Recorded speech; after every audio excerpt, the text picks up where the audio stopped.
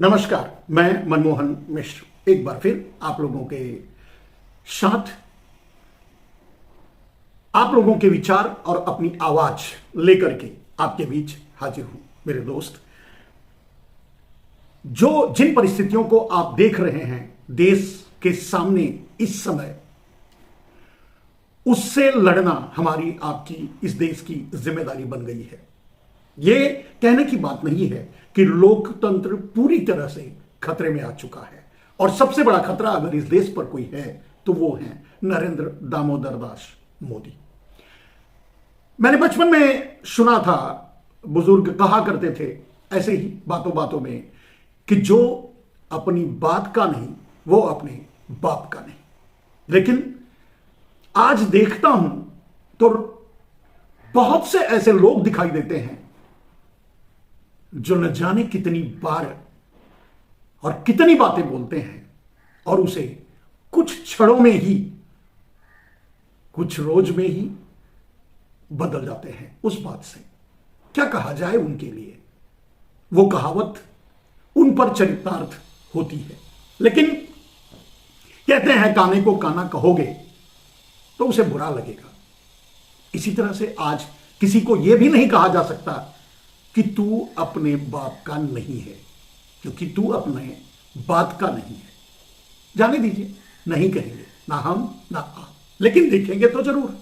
राजनीति जिस ढंग से चल रही है, और राजनीति को में कुछ लोग जिस तरह से इधर के उधर हो रहे हैं, उलट के पलट हो रहे हैं, पलट के उलट हो रहे हैं, उससे शर्म आ रही है। उनको नहीं, हमको और आपको, इस देश को। कहते हैं बुरे लोगों के लिए कोई चीज बुरी नहीं होती। पाप पुण्य, अच्छा बुरा, सभी कुछ सभ्य लोगों के लिए होता है। राजनीति में बहुत से ऐसे लोग इस समय धुरंधर बने हुए हैं, पैदा हो गए हैं, खड़े हुए हैं आपके सामने, जिन पर वो कहावत सीधे सीधे बैठती है। आप देख रहे हैं कि बिहार में क्या हुआ। बिहार में बड़ी तेजी से दो घटनाएं हुई हैं। एक, अपनी बात से पलटने का, और एक नहीं, बहुत से लोग, किसी को कोई नहीं कह सकता। जैसे नीतीश बाबू बीजेपी को नहीं कह सकते और बीजेपी नीतीश बाबू को नहीं कह सकती। दोनों ही पलटी मारने में एक दूसरे के बाप हैं, और यही इस देश के लिए श्राप है। और वो बात वहां की जनता समझती है। बिहार का आम आदमी इस बात को जान चुका है, समझ चुका है, समझता है। सजा देगा, लेकिन कैसे? उनके पास और भी हथियार हैं। जैसे ये जहां अल्टी पल्टी मारने वाली कथा चल रही है, वहां ईवीएम भी है। कोई वोट दे या ना दे, ईवीएम से चुनाव जीत जाएंगे, और फिर बड़े दावे से कहेंगे कि देखिए लोगों ने हमको जिता दिया, लोगों ने हमको वोट दिया। दिया किसी ने नहीं। उदाहरण के लिए राजस्थान, मध्य प्रदेश और छत्तीसगढ़ देख लीजिए, कोई भी वोट नहीं दिया है। मैं समझता हूं 15 या 20% के वोट में सिमट गए हैं। शायद 10-10, 20-20 सीट एक एक प्रदेश में मिलती, इससे ज्यादा नहीं। लेकिन आज वो जीत गए हैं, आज वो सरकार बना लिए हैं, आज वो सरकार चला रहे हैं। कैसे? ईवीएम से। अब ईवीएम पर पूरा देश बौखलाया हुआ है, आंदोलन कर रहा है। दिल्ली में जंतर मंतर पे, जहां भी सब लोग, सब पार्टी, सब आदमी, सब एक ही बात बोल रहा है, ईवीएम से चुनाव नहीं होना चाहिए, ईवीएम हैक हो सकती है। अब सवाल यह है कि मोदी के राम अगर आकर कहें कि ईवीएम हैक नहीं हो सकती है, तो भी मैं नहीं मानूंगा, देश नहीं मानेगा कि ईवीएम हैक नहीं हो सकती है। ईवीएम हैक हो सकती है, हो रही है, और इसीलिए तो नरेंद्र मोदी जीत रहे हैं। 2019 के चुनाव में माहौल बनाने के लिए पुलवामा का इस्तेमाल किया। नरेंद्र मोदी ने पुलवामा करवा दिया, लेकिन फिर भी वोट नहीं मिला। माहौल पुलवामा के जरिए क्रिएट किया और वोट ईवीएम से ले लिया। लोगों के सामने कह दिया कि देखिए मैं जीत गया, मैं तो 300 के पार पहुंच गया, 300 पार, और अब तो 400 पार का नारा लगा रहे हैं। पहुंच जाएंगे, पहुंच सकते हैं अगर ईवीएम से चुनाव हुआ तो। देखने की बात है कि आम आदमी, लोगों की आवाज सुनाई देती है। लोगों की आवाज को सुनकर के क्या चुनाव आयोग जागेगा? चुनाव आयोग यह निर्णय लेगा कि ईवीएम से चुनाव नहीं होगा? आप समझते हैं, आप सोचते हैं, आपको विश्वास है क्या चुनाव आयोग ऐसा करेगा? और वो चुनाव आयोग जो अब भारतीय जनता पार्टी ज्वाइन कर चुका है, कैसे?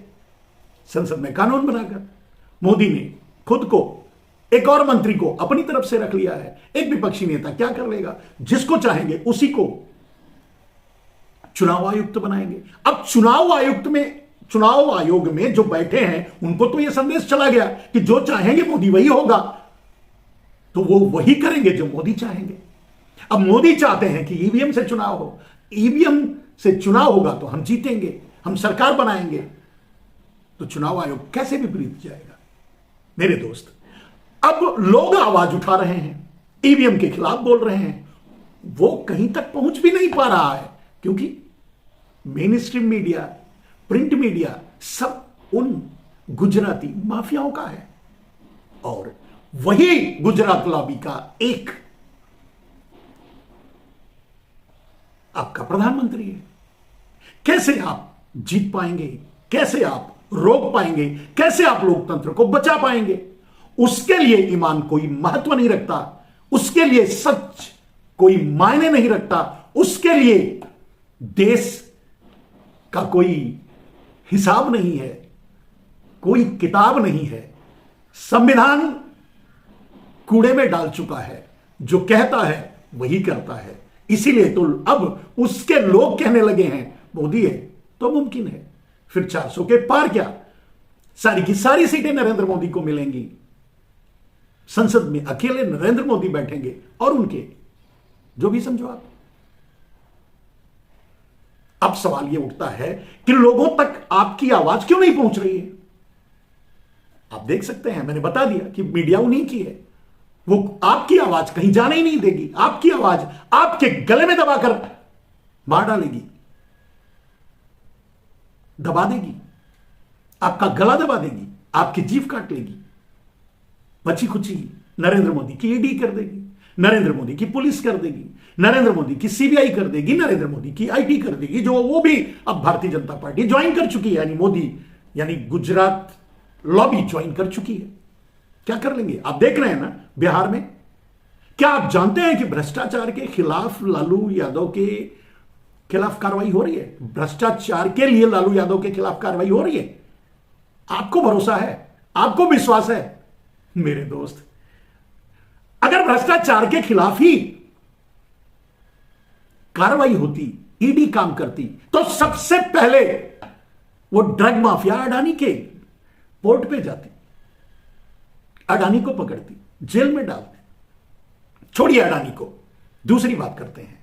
अगर सचमुच ईडी, सीबीआई, आईटी स्वतंत्र संस्था होती, भारतीय जनता पार्टी ज्वाइन नहीं की होती और ईमानदारी से काम कर रही होती, तो आपको लगता है कि हेमंत बिस्वा शर्मा मुख्यमंत्री होते या जेल में?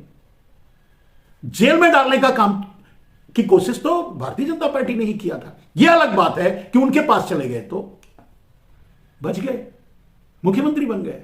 ऐसे बहुत से नाम आपके सामने आएंगे, छगन भुजबल हैं, नारायण राणे हैं, न जाने कौन कौन से काने हैं, जो आज मजे ले रहे हैं भ्रष्टाचार की दलदल में सर तक डूबने के बावजूद भी। और ये मैं नहीं कहता, ये तो नरेंद्र मोदी ही कह रहे थे, ये तो भारतीय जनता पार्टी ही कह रही थी, ये तो आरएसएस ही कह रही थी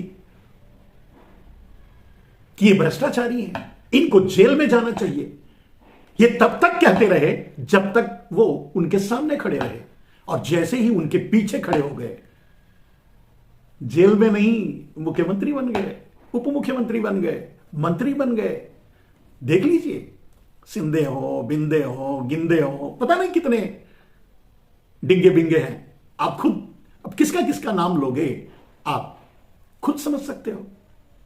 कहने का अर्थ यह है कि कोई भी भ्रष्टाचारी तब तक भ्रष्टाचारी है जब तक वो भाजपा ज्वाइन नहीं कर लेता। इसीलिए मैंने कहा था कि 3 रास्ते हैं।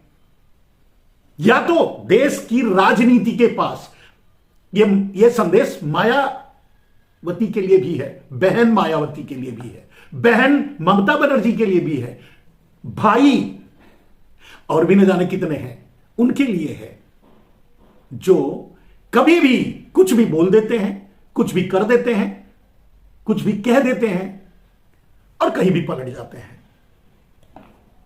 या खुद को ही सब कुछ मान बैठते हैं। यह बात अखिलेश भाई के लिए भी है।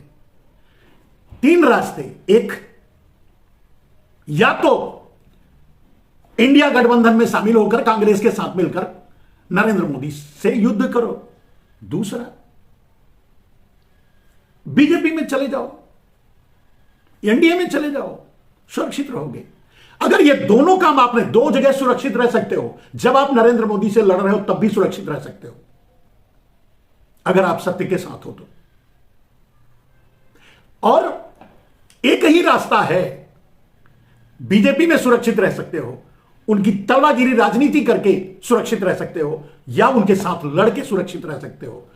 अगर इन दोनों जगह पे आप नहीं हो तो आपकी जगह जेल में होगी। आप देख लीजिए, यही खेल होगा। कोई भी भारत का गैर मोदी, यानी क्या कहते हैं, गैर गुजरात लाभी सरकार, अब भारतीय जनता पार्टी को मोदी जनता पार्टी ही कहना चाहिए, तो मोदी जनता पार्टी, गैर मोदी जनता पार्टी की सरकार चाहे जिस भी प्रदेश में होगी वो नहीं रहेगी, नहीं चलेगी, गिरा देंगे मोदी, बना लेंगे अपनी सरकार। लोकतंत्र की ऐसी तैसी, संविधान को ठेंगे पे देख लो। और ये बात 9 साल 10 साल से मैं बार बार यही दोहरा रहा हूं। अभी तो कुछ नहीं मेरे दोस्त, अभी तो कुछ नहीं बिगड़ा है। एक बार और नरेंद्र मोदी को प्रधानमंत्री बन जाने दो ईवीएम के जरिए, फिर देखना क्या होता है। इस बार अगर नरेंद्र मोदी प्रधानमंत्री बने तो उनका सबसे पहला काम, देश में आगे कभी चुनाव नहीं होगा। जो आज कल राजनीति को लेकर के, कल की राजनीति करने के लिए आज इस उम्मीद में अलग अलग बैठे हैं, इंडिया गठबंधन से दूर रहना चाहते हैं, उनकी जगह जेल में होगी। जब राजनीति ही नहीं होगी, जब चुनाव ही नहीं होगा, तो वो कहां रहेंगे? बोलेंगे तो जेल में जाएंगे, नहीं तो अपने घर में बंद रहेंगे, या फिर उसके बाद तो बीजेपी के भी दरवाजे बंद हो जाएंगे। कितने लोगों को वो अपने, कितने पापों को अपने में समाहित करेंगे, कितने पापियों का पाप धोएंगे वो, और कब तक? मेरे दोस्त, कहने का अर्थ यह है कि देश के पास कोई और बहुत ज्यादा विकल्प नहीं बचा है। अगर जो लोग राजनीति में आज यह समझ रहे हैं कि कल हम देश की सत्ता को पलट देंगे, आज नहीं तो कल हम प्रधानमंत्री बन जाएंगे, आज नहीं तो कल हम मुख्यमंत्री बन जाएंगे, वो मुगालते में हैं। वो मोदी को नहीं समझ पाए हैं, वो मोदी के खूनी खेल को नहीं जानते, वो मोदी की राजनीति को नहीं जानते। अगर जानते तो अकेले खड़े नहीं रहते, एक साथ हो जाते। बहन मायावती के लिए भी यह संदेश है, बहन जी, 2024 में गलती से नरेंद्र मोदी अगर प्रधानमंत्री बन गए तो आपकी भी जगह जेल में ही होगी। चाहे जितनी ताकत लगा लीजिए, बच नहीं पाएंगी मोदी के कहर से। या तो फिर आप भी इंडिया में शामिल हो जाएंगे, अपोजिट में दूसरा कोई रह ही नहीं पाएगा, तो विकल्प ही वही बचेगा। यही बात अखिलेश भाई के लिए है, यही बात मायावती बहन के लिए है, यही बात दूसरी और पार्टियों के लिए है। खास करके रहे नीतीश बाबू, वो तो गए, उनकी राजनीति खत्म। अब आप देख रहे हैं बिहार में राहुल गांधी का मेरे बिहार के भाइयों ने किस तरह से स्वागत किया है, कितनी भीड़ उमड़ रही है उनके साथ, उनके लिए। आप सोच के देखिए अगला भविष्य।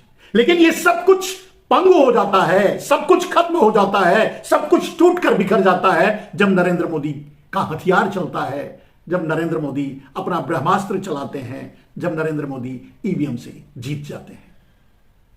मेरे दोस्तों, मैंने कहा कि लड़के क्या करोगे?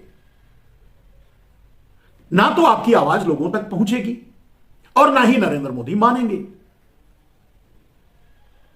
जिम्मेदारी किसकी बनती है? हमारी, आपकी, देश की। नेताओं के बारे में तो मैंने बता दिया एक पुरानी कहावत से, जो अपनी बात का नहीं वो अपने बाप का नहीं, और जो अपने बाप का नहीं वो आपका कैसे हो सकता है यार? इतनी तो समझ आपके पास होनी चाहिए। गलती से जिंदगी में एक बार झूठ बोलने वाला आदमी भी विश्वसनीय नहीं होता। यहां तो झूठ का ही इंसान बना है यार। सुबह से लेकर शाम तक मुंह खोलता है तो झूठे ही बोलता है। मैं नहीं जानता ऐसे आदमी पर आप भरोसा कैसे करते हैं। मुझे तो नहीं होता, मैं नहीं कर सकता।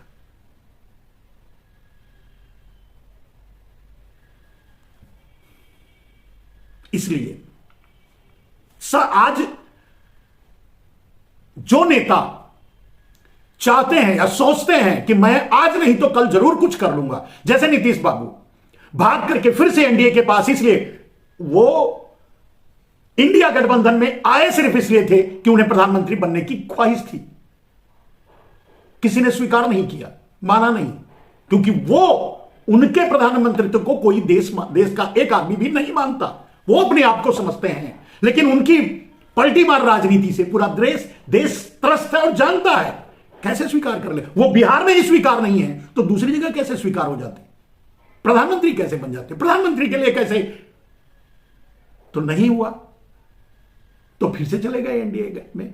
सोच रहे हैं चलो आज मुख्यमंत्री रहेंगे, आज नहीं तो कल प्रधानमंत्री भी बनेंगे। उम्मीद लगाए गए बैठे हैं, इसीलिए तो गए हैं। उन्हें पता नहीं है कि इसके बाद तो वो चपरासी बनने लायक भी नहीं रह जाएंगे, क्योंकि ऐसे लोग क्वालिफाई नहीं करते चपरासी बनने के लिए भी, जो ऐसे ऐसे पदों पर बैठे हैं, जो देश का भविष्य तय कर रहे हैं।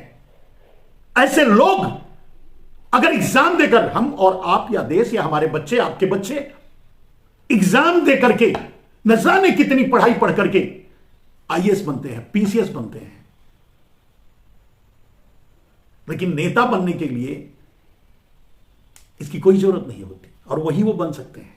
कहने का अर्थ यह है कि वही वो बन सकते हैं जिस दिन वो नौकरी छूटी उसके बाद वो चपरासी बनने के काबिल भी नहीं रहेंगे। सबके लिए यही बात है। मेरे दोस्त, देश पर मंडरा रहे खतरे को मैं देख रहा हूं, और इसीलिए बार बार मैं उनको संदेश दे रहा हूं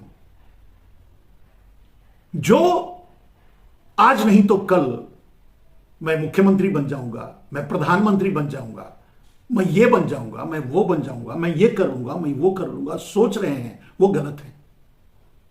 वो गलत सोच रहे हैं। कोई या तो बीजेपी में रहेगा या तो जेल में, और या तो नरेंद्र मोदी से लड़ेगा सामने ताल ठोक कर। लालू यादव को देख लीजिए, अगर समझौता कर लिए होते तो आज जिस परिस्थिति को झेल रहे हैं वो देखना ही नहीं पड़ता, झेलने की कौन करे। और जितने भी अपनी बात के नहीं रहे वो आज मुख्यमंत्री हैं, कहीं ना कहीं वो आज मंत्री हैं, कहीं ना कहीं वो आज नेता हैं, कहीं ना कहीं। मेरे दोस्त, सत्य के लिए लड़ना, सत्य के साथ लड़ना बहुत मुश्किल काम है, और इसीलिए ये हमारी, आपकी, देश की, आम आदमी की, सबकी जिम्मेदारी बन जाती है कि सत्य की लड़ाई में एक साथ मिलकर लड़ें, माफियाओं को उखाड़ कर फेंकें। तरीका एक ही है, एक साथ मिलकर लड़ना। जैसे अभी मैं देश के सभी नेताओं से आग्रह करता हूं कि आप इंडिया गठबंधन से जुड़िए। अगर आपको अपने आप को बचाना चाहते हैं तो एक ही रास्ता है, नहीं तो बीजेपी में चले जाइए, कोई बना ही नहीं है। अभी कुछ और लोग हैं जो जा सकते हैं, जिन पर भरोसा नहीं किया जा सकता। आगे वो अपने विचारों पर कंट्रोल रखते हैं, अपनी महत्वाकांक्षाओं पर कंट्रोल रखकर देश को बचाने की कोशिश करते हैं, देश के संविधान को बचाने की कोशिश करते हैं, तो अच्छा होगा। लेकिन अगर अपनी बात के नहीं रहे तो उनका क्या होगा छोड़िए, इस देश का क्या होगा सोचिए।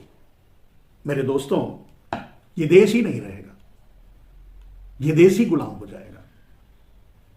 ये देश कभी मुगलों का, कभी पुर्तगालियों का, कभी फ्रांसीसियों का, कभी जर्मन का, कभी 2-4 चोरों का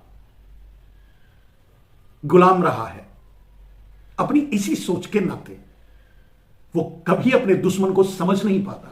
आज इस देश पर नरेंद्र मोदी कुछ गुजराती माफियाओं के साथ मिलकर के देश को गुलाम बनाना चाहते हैं।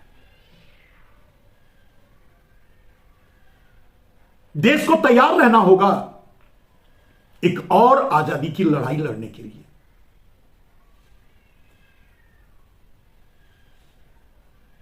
जिस मूर्ति की स्थापना नरेंद्र मोदी करके आए हैं, वो राम भी आपको नहीं बचा पाएंगे, क्योंकि वो राम भी तो उनके आश्रित हैं। वो राम भी तो उनके साजिश की प्रतिमूर्ति है। मेरे दोस्त, जो साजिश करके कार सेवकों पर गोली चलवाया हो, जो साजिश करके कार सेवकों को ट्रेन में जलवाया हो अपनी राजनीति चमकाने के लिए, वो आदमी इस देश के लिए क्या करेगा, क्या कर सकता है, क्या कर रहा है, नहीं दिखाई दे रहा है तो कोई इलाज नहीं है। सोच के देखिए। वो और कभी सिलसिलेवार बताएंगे आपको कब कब, कहां कहां, कैसे कैसे देश के आम आदमी के खून से होली खेली गई और उसका राजनीतिक लाभ उठाया गया। मेरे दोस्त, इसके पहले मैंने एक वीडियो बनाया था जिसमें आपको बताने की कोशिश की थी, वो तो लोगों तक पहुंच भी नहीं पाया ज्यादातर, कि मंदिर का जो सर्वे सर्वा आज है वही कार सेवकों पर गोली चलवा रहा था कंट्रोल रूम में बैठकर। किसका आदेश रहा होगा, क्यों ऐसा किया होगा? और अगर कॉन्स्पिरेसी को आप नहीं समझ पाते तो याद कीजिए नरेंद्र मोदी के राजनीति को, उनके भूत को, मतलब बीते हुए कल को। नरेंद्र मोदी क्यों बनाए गए मुख्यमंत्री? भारतीय जनता पार्टी में बहुत से नेता थे और गुजरात से ही थे और बहुत योग्य थे और बहुत दिनों तक गुजरात की राजनीति को संभाले भी थे। नरेंद्र मोदी ने क्या किया था? एक ग्राम प्रधान का भी चुनाव नहीं जीता था, गांव छोड़कर तो भाग चुके थे। नरेंद्र मोदी को मुख्यमंत्री क्यों बनाया गया? कभी आपने पलटकर इस पर विचार किया? कभी आपने सोचने की कोशिश की? नहीं। तो कैसे पता चलेगा कि नरेंद्र मोदी मुख्यमंत्री कैसे बने और क्यों बने? केंद्र में कोई जिम्मेदारी नरेंद्र मोदी ने निभाई थी? सीधे प्रधानमंत्री बन गए। क्यों बने, कैसे बने, कौन बनाया? हमने, आपने। जो अरबों खरबों रुपए, 100-100, 200, 500 करोड़ रुपए लगा करके रैलियां हो रही थी, उस पर पैसे आप लगा रहे थे, हम लगा रहे थे। कौन लगा रहा था? वही तो था। और उसी ने नरेंद्र मोदी को प्रधानमंत्री बनाया। उसके मंसूबे पूरे हो गए। जो देश के माफिया थे वो दुनिया के दूसरे नंबर पर पहुंच गए धन के मामले में।